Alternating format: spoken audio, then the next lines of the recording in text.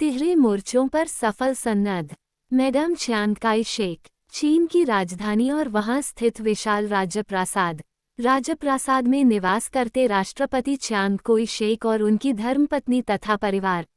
श्रीमती शेख को एक दिन न जाने क्या सूझा कि वे अपने पति से बोल उठी, हम इस देश के सेवक हैं या शासक? जनता ने हमें सेवा का ही दायित्व सौंपा है। चियांग काई शेक ने कहा, शासन तो सेवा के रूप में ही किया जा रहा है श्रीमती जी। ठीक है, अब मैं ये कहना चाहती हूँ कि सेवक को अपने स्वामी से अच्छे स्तर का जीवन व्यतीत करना चाहिए या उसके समकक्ष। मैं तुम्हारा भाव समझता हूँ मिलिंग। श्रीमती शेख का घरेलू नाम मिलिंग ही था और बचपन में सब लोग उन्हें इसी नाम से पुकारते थे।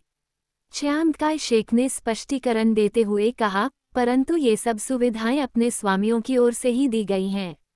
दी गई ये तो ठीक है, परंतु एक स्वामीभक्त सेवक मेरे ख्याल से तो मालिक की अपेक्षा अच्छे स्तर की सुविधाएं लेने से इनकार कर देगा। हमारे देश में लाखों लोग फुटपाथों पर सोते हैं, उन्हें रहने के लिए एक साधारण कुटिया भी उपलब्ध नहीं है और हम इतने बड़े राजप्रासाद में रह रहे हैं जिसके कई कमरों को हम आज तक देख भी नहीं पाए। श्रीमती शेख कहे जा रही थी और चियांग काई शेक सुने जा रहे थे।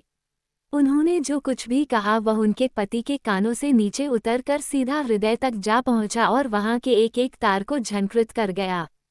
उसी क्षण जनरल ने निश्चय किया कि वे देश के और देश की जनता के एक सेवक होने के नाते उसी स्तर का जीवन जिएंगे जिसमें सामान्य जनता जी रही है।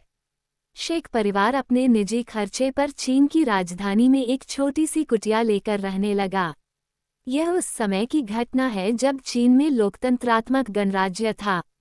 सन 1912 में सहस्त्राब्दियों पूर्व से चले आ रहे राजतंत्र को समाप्त कर गणतंत्र की स्थापना की गई थी। इस क्रांति के सूत्रधार थे डॉक्टर शून्य सन्यात सेन और उनके उत्तराधिकारी बने चियांग काई शेक दंपत्ति। दोनों ही स्वभाव से प्रकृति प्रेमी थे और प्रकृति का स्वच्छंद सान्निध्य मिलता रहे इस उद्देश्य से उन्होंने सागर तट पर नानकिंग में अपना आवास बनवाया और वहीं रहने लगे। जब भी शासन व्यवस्था से समय बचता दोनों सागर तट पर जा बैठते। मनोरंजन के साथ साथ लोक सेवा की चर्चाएं भी चलती। चियांग काई शेक के हृदय में प्रवाहित सेवा सरिता को गति दी उनकी धर्मपत्नी मैडम चियांग काई शेक ने।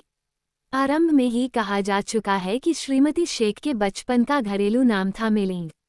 चीनी भाषा के इस शब्द का अर्थ होता है सुंदर जीवन, और इसी नाम को सार्थक करते हुए मैडम शेख ने जीवन में अपना जो सुरक्षित स्थान बनाया उससे आज भी वह पदच्युत नहीं हुई हैं।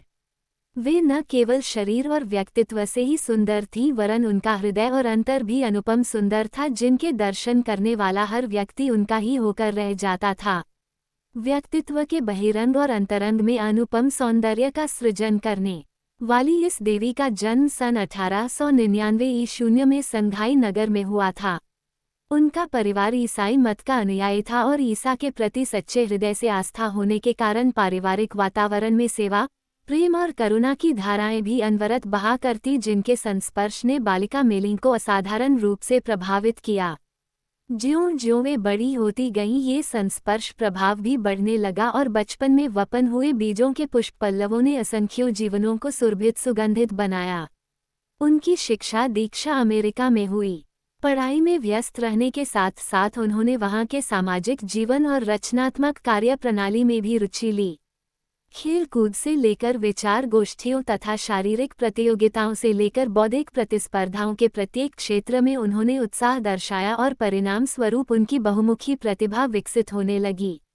19 वर्ष की अवस्था में उन्होंने अमेरिका के एक कॉलेज से B.A. पास किया और भविष्य की योजनाएं बनाने लगीं। पिता अपनी बेटी को उच्च शिक्षा दिलाने का विचार करने लगे परंतु उन्हीं दिनों चीन में गृह युद्ध प्रारंभ हो गया। मंचू विद्रोहों के कारण 6 वर्ष पूर्व गठित लिबरल गवर्नमेंट का पतन हो गया और डॉक्टर सन्यात सेन को भी जापान भाग जाना पड़ा।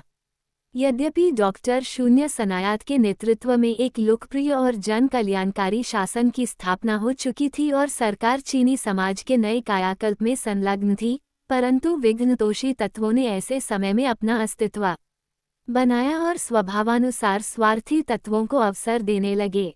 इन सब घटनाओं का पता मैलिंग को अमेरिका में लगा तो उन्होंने निश्चय किया कि राष्ट्रीयता और धर्म की दृष्टि से हम चाहे जो रहे हों, परंतु जिस देश का अन्न खाया है उसके प्रति, वहाँ की जनता के प्रति भी हमारे कुछ कर्तव्य हैं, जिनकी किसी भी मूल्य पर उपेक्षा नहीं की जानी चाहिए। और वे अपनी शिक्षा का विचार अधर में छोड़कर चीनी जनता की सेवा के लिए स्वदेश आ गईं। चीन में आकर उन्होंने क्रांतिकारी आंदोलनों में हिस्सा लेना शुरू किया। अपनी कर्मठता, लगन और देश प्रेम के बल पर उन्होंने शीघ्र ही क्रांतिकारियों और देशभक्तों के हृदय में स्थान बना लिया। उनके देश प्रेम के उफनते ज्वार से चीन के तत्कालीन अधिनायक जनरल चियांग काई शेक उनसे बड़े प्रभावित हुए।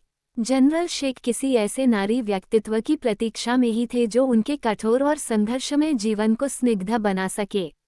मेलिंग से परिचय होने पर उन्होंने अनुभव किया कि उनकी प्रतीक्षा पूरी हो गई है और उन्होंने इस देशभक्त युवती से प्रणय का प्रस्ताव कर ही दिया। मेलिंग ने शेक की प्रतीक्षा को पूरा किया और उनके उस स्वप्न को साकार किया जिसके संबंध में वे सोचा करते थे कि कभी पूरा होगा या नहीं।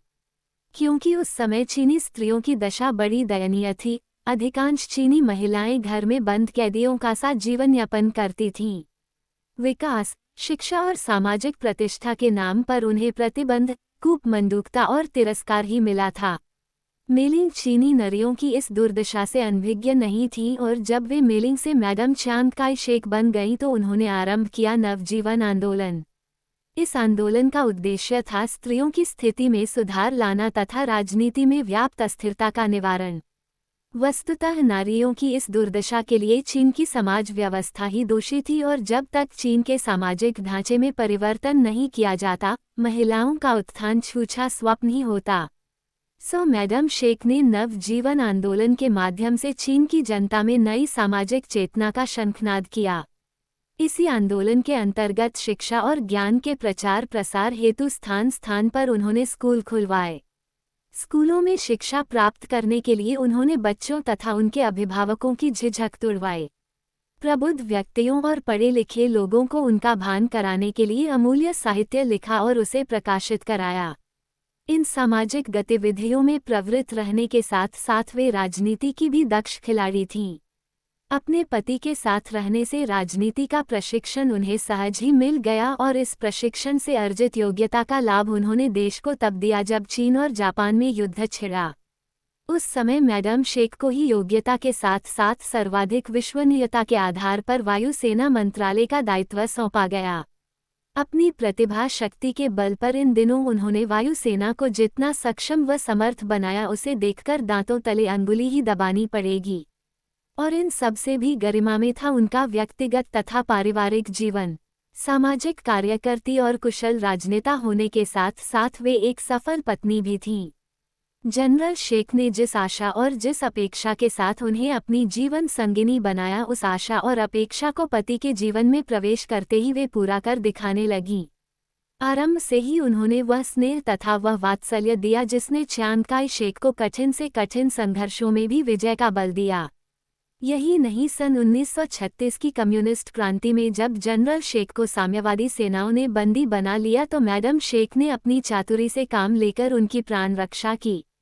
इस प्रकार श्रीमती शेक सामाजिक, राजनीतिक और पारिवारिक तीनों मोर्चों के तिहरे दायित्व को कठिन से कठिन परिस्थितियों में भी सफलतापूर्वक निभाती रहीं और यह प्रमाणित करती रहीं कि नारी अबला नहीं, दुर्गा और काली के समान सबला भी है। मैडम शेक ने आजीवन अपने पति की अर्धांगिनी बनी रहकर उनके तथा अपने विकास में जिस दृढ़ता के साथ, जिस निष्ठा के साथ योगदान दिया, ये सर्वमान्य के लिए अनुकरणीय आदर्श है। उनके पति को विश्व भले ही एक असफल राजनेता के रूप में जानता हो, पर व्यक्तित्व के साथ जुड़ी हुई महानताएं तो कभी नहीं धुंधलाई जा सकती। काल के धुएं में मैं भी वे और प्रखर तथा उज्ज्वल बनती चलती हैं।